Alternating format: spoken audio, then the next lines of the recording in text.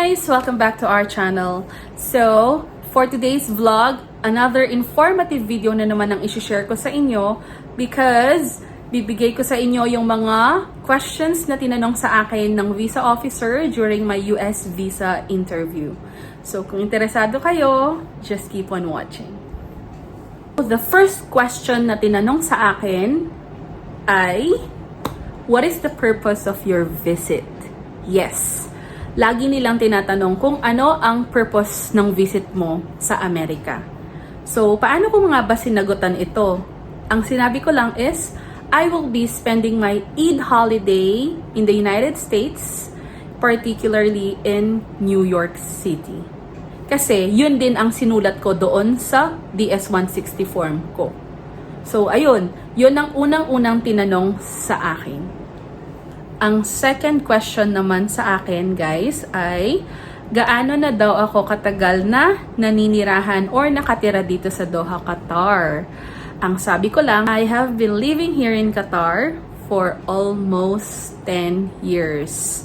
So, ganun lang kasimple ang sagot.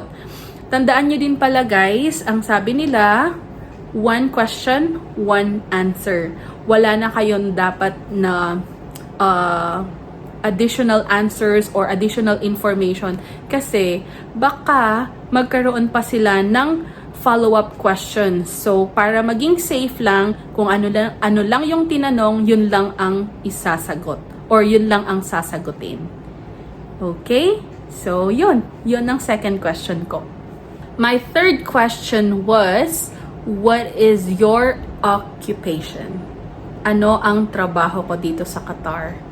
Ang sabi ko lang is, ako ay nagtatrabaho sa ganitong kumpanya as a ganito.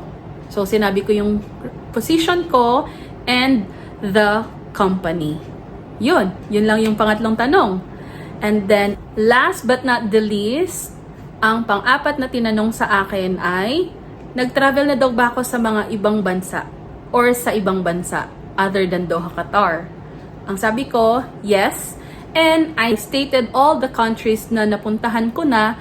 Tapos, sinabi ko yung bandang huli is, I just recently came back from Japan, which is nag-travel naman ako from Japan a month before my interview.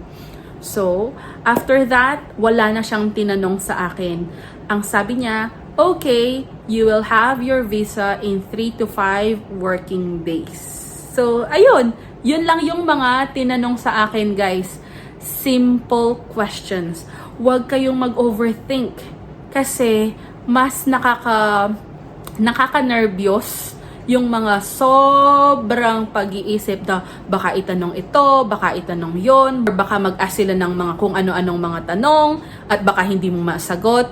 Yun lang, guys. Sobrang simple questions ang mga tinatanong. At again, galing po lahat ng mga questions sa DS-160 form. Okay? So, ayun, guys. 4 questions lang ang tinanong sa akin. Una, anong purpose ng visit ko? Pangalawa is, gaano na ako katagal dito sa Doha, Qatar? Pangatlo, ano ang trabaho ko? At pang-apat, kung nakapag-travel na daw ba ako sa ibang bansa. Take note, walang hininging documents sa akin. Passport lang ang hiningi. Wala po silang kinuhang documents sa akin. Passport lang. Okay? So, that's it for today's vlog, guys. Sana itong video na to is nakakuha kayo ng mga ideas kung ano yung mga possible questions na itatanong sa inyo ng visa officer during your US visa interview. I hope this vlog will help you at sana ma-approve din yung visa application nyo. Okay? So, thank you again for watching, guys. And if you have any questions, please comment down below. Itatry kong sagutan ang mga yan. Okay? Don't forget to like, comment, share, and subscribe. Thank you for watching. Bye-bye!